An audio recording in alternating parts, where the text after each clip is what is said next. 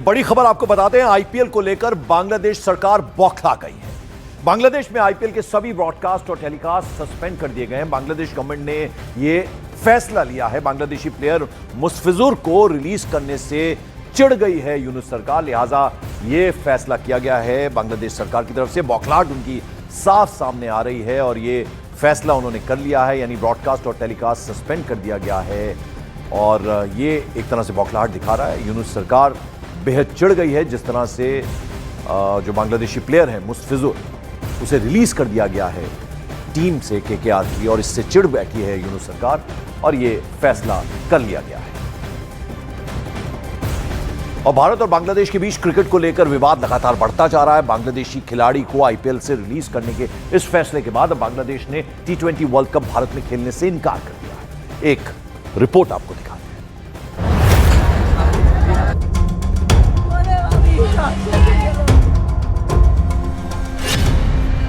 Bharat versus Bangladesh. Cricket पर जारी है कलेश।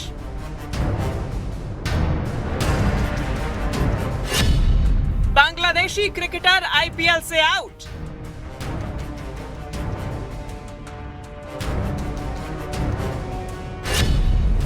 बांग्लादेश के भारत में खेलने पर डाउट।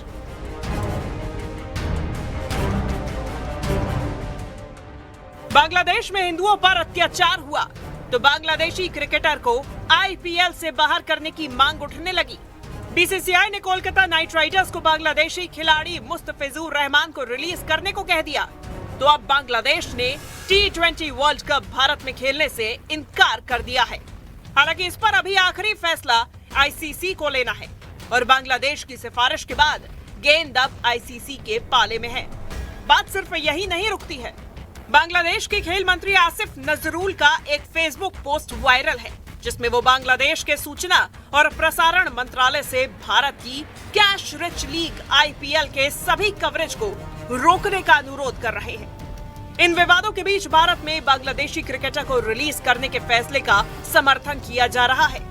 बांग्लादेशी खिलाड़ी है मुस्तफिर, उनको आईपीएल के में हटा दिया गया है जी बीसीसीआई का। जी उसको कैसे देखते हैं? बिल्कुल, बीसीसीआई ने सही निर्णय लिया है, देश के लिए निर्णय लिया है, तो हम सब बीसीसीआई के साथ सहमत हैं। मंदिरों पर हमले हो रहे हैं, वहाँ घरों को जलाए जा रहे हैं, लगातार वहाँ संपत्तियां निशाने पर हैं, लोग बेहद असुरक्षित हैं और अंतर्राष्ट्रीय बिरादरी के बार बार आपत्तियों के बावजूद यूनुस सरकार जो पूरी तरह से एक कठपुतली सरकार में परिणत हो गई है, वो कट्टरपंथियों के खिलाफ कार्रवाई नहीं कर पा रही है।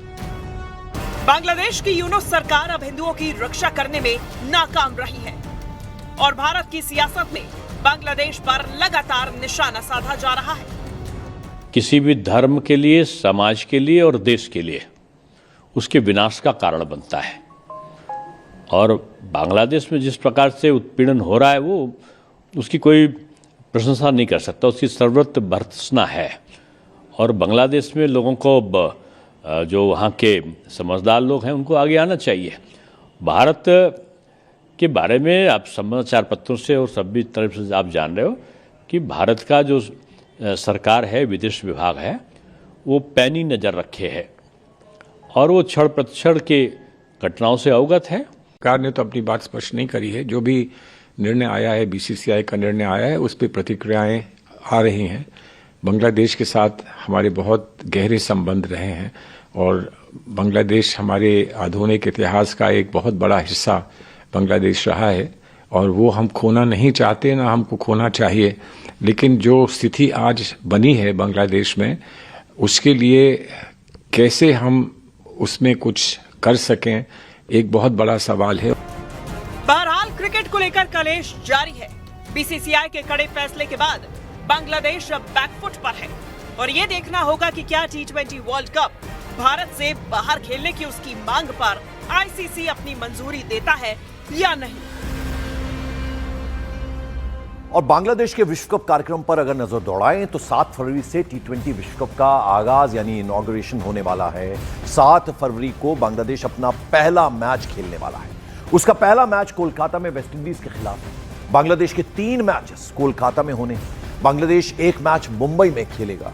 आखिरी लीग मैच 17 फरवरी को नेपाल के साथ होना है। बांग्लादेश की टीम ग्रुप सी में है, तो ये पूरा का पूरा प्रोग्राम है। इस बीच बांग्लादेश से पुलिस की बर्बरता की तस्वीरें सामने आई हैं। यहां एक प्रदर्शन हुआ, इस दौरान एक महिला को सड़क पर बुरी तरह से घसीटा गया।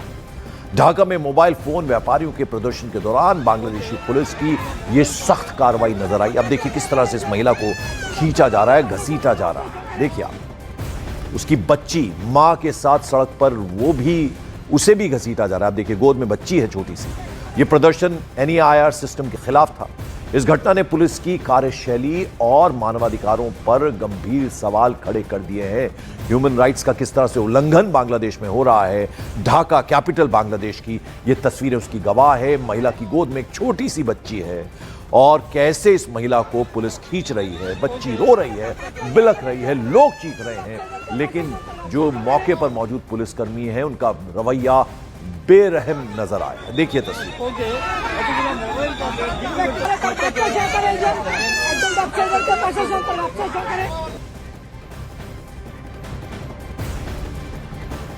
और इस बीच भारत बांग्लादेश संबंधों पर बीजेपी सांसद दिनेश शर्मा ने बांग्लादेश की यूनुस सरकार पर निशाना साधा है।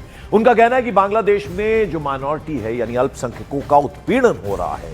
वहीं कांग्रेस नेता सलमान खुर्शीद का कहना है कि सरकार पर बांग्लादेश के साथ अपने संबंधों को बनाए रखने की बड़ी जिम्मेदारी है। किसी भी धर्म के लिए, समाज के लिए और देश के लिए उसके विनाश का कारण बनता है। और बांग्लादेश में जिस प्रकार से उत्पीड़न हो रहा है वो उसकी कोई प्रशंसा नहीं कर सकता, उसकी सर्वत्र भर्त्सना है। और बांग्लादेश में लोगों को, जो वहाँ के समझदार लोग हैं, उनको आगे आना चाहिए। भारत के बारे में आप समाचार पत्रों से और सभी तरफ से आप जान रहे हो कि भारत का जो सरकार है, विदेश विभाग है, वो पैनी नज़र रखे है और वो क्षण प्रतिक्षण के घटनाओं से अवगत है। सरकार ने तो अपनी बात स्पष्ट नहीं करी है। जो भी निर्णय आया है, BCCI का निर्णय आया है, उस पर प्रतिक्रियाएं आ रही हैं। बांग्लादेश के साथ हमारे बहुत गहरे संबंध रहे हैं और बांग्लादेश हमारे आधुनिक इतिहास का एक बहुत बड़ा हिस्सा बांग्लादेश रहा है और वो हम खोना नहीं चाहते, ना हमको खोना चाहिए। लेकिन जो स्थिति आज बनी है बांग्लादेश में, उसके लिए कैसे हम उसमें कुछ कर सकें, एक बहुत बड़ा सवाल है।